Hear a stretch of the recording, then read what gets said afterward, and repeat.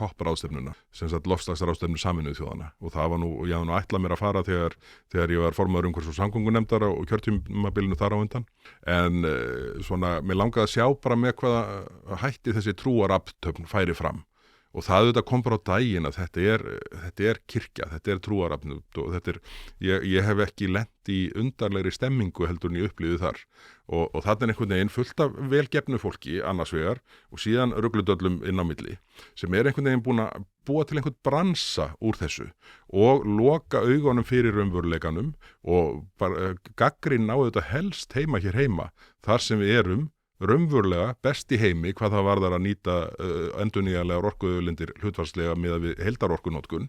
og þetta er einhver svona sjálfskaði sem að menn eru búin að sannfæra sig að við eigum skilið og eigum að bera sem að ég er bara mjög ansnúin hvað nálgun varðar.